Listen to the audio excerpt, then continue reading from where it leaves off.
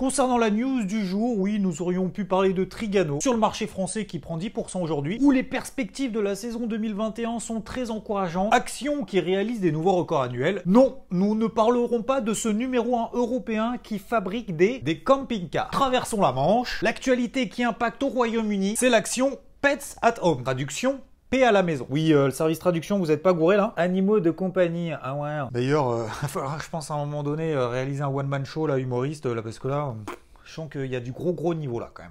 L'un des secteurs grands gagnants de la Covid-19, alors que la boîte est quand même vachement axée sur les magasins physiques. Oui, parce qu'elle en dispose quand même de plus de 450, contrairement à l'un de ses concurrents Zoo+, 100% en ligne. D'ailleurs, toi, je pense que tu connais bien Zoo+. Tu vois, les croquettes, les gros sacs de 12 kilos. Ouais, on connaît bien Zoo+.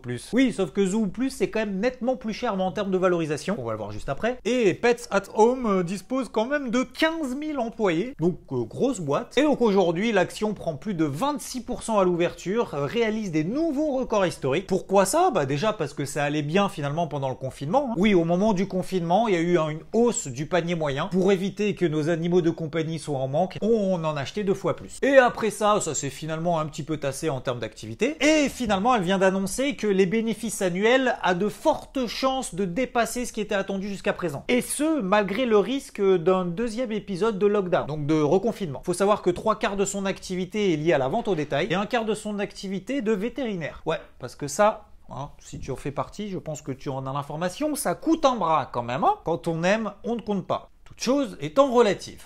Donc oui, ces activités de vente au détail ont continué à se dynamiser, avec tout de même une croissance à 2 chiffres sur les 8 dernières semaines. Finalement, les propriétaires d'animaux de compagnie vont continuer à dépenser, même en cas de ralentissement économique, ce qui devrait être de bon augure pour l'entreprise. Objectif de l'entreprise de bénéfice net avant impôt sur l'année, 73 millions de livres. Et donc du coup, on disait en termes de valorisation par rapport à ses concurrents qui sont 100% en ligne, Pets at Home, c'est PER de 26, alors que sur Zoo+, on est sur un PER estimé, donc sur l'exercice en cours de 126. Je me suis même trompé, c'est 132. Oui, parce que Zoo+, ça fait pas non plus des profits de ouf. Tu le sais, le PER, c'est le cours divisé par le bénéfice net par action. Donc par exemple, l'année dernière, Zoo+ a réalisé des pertes. Sur l'action Pets at Home, il y avait un gros coup de mou quand même pendant 3 ans. Et là, depuis 2019, tout va mieux. A quasiment d'ailleurs fait x4 depuis. Bref, les animaux, on les aime, on compte pas, peu importe les conditions. Ça fait partie des secteurs privilégiés.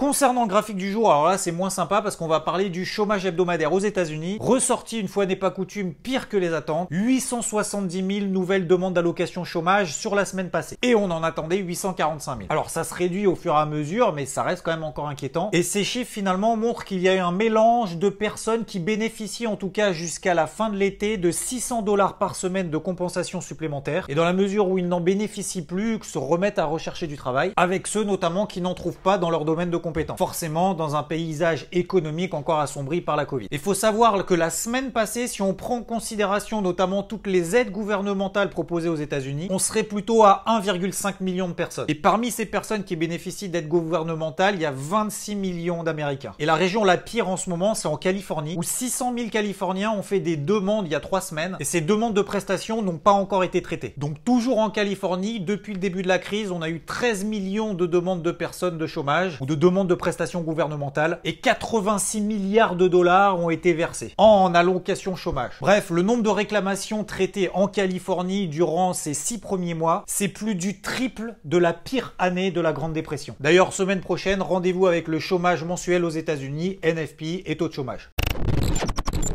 Le golfeur doit s'entraîner au practice et ensuite lui faire confiance lors de la partie. Lorsque tu trades en démo ou lorsque tu analyses le marché, tu établis des plans de trading et faut pas changer de méthode pendant un trade. Surréagir, changer de technique en plein milieu du parcours, c'est pas le moment. Tu bosses, tu t'entraînes, tu analyses et une fois que tu es dans le vif du sujet, tu respectes ton plan, ta méthode. C'est à la fin du trade, à la fin de la partie que tu débriefes, que tu corriges ton swing, ta méthode d'intervention sur le marché avant de passer au prochain, mais pas pendant. Donc, fais confiance à tes règles de management, ta méthode, ton analyse, ta vision du marché, tes zones d'intervention et respecte-les jusqu'à ce qu'elles soient invalidées. Merci encore de ton soutien. Ciao!